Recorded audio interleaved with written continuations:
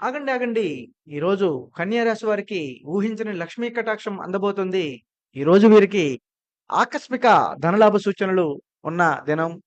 ధన రూపం కాకపోయినా విలువైన సమాచారం లేదా ఆఫర్‌లు లేదా మంచి సపోర్ట్ ద్వారా వీరికి అత్యధికంగా లాభంగా ఉండబోతుంది.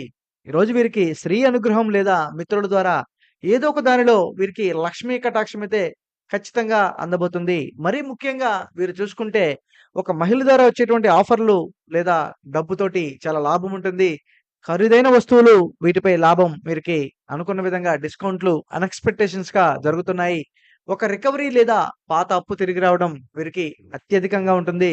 ఇది లాభస్థానం అనుకోని ధన ప్రాప్తి కోసం ఇది అత్యంతంగా శుభసూచకంగా ఉంటుంది కన్యా రాశి వారికి.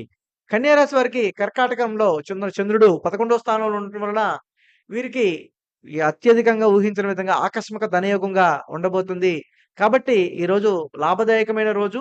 అలాగే మిత్రులతో సంబంధాల ద్వారా ఊహించని సమయం పూర్వ ఫలితాలు చేసేటువంటి సందర్భం. స్త్రీ వల్ల మీకు మంచి జరిగే సూచనలు ఎక్కువగా ఉన్నవి. కాబట్టి ఈరోజు ఓం నమఃశివాయ అనే మంత్రాన్ని మీరు జపించాలి. శ్రీ సూక్తం లేదా అష్ట లక్ష్మీ అష్టోత్తరం చదవండి. పాలు, చక్కెర, పసుపు ఉండే నైవేద్యం సమర్పించండి.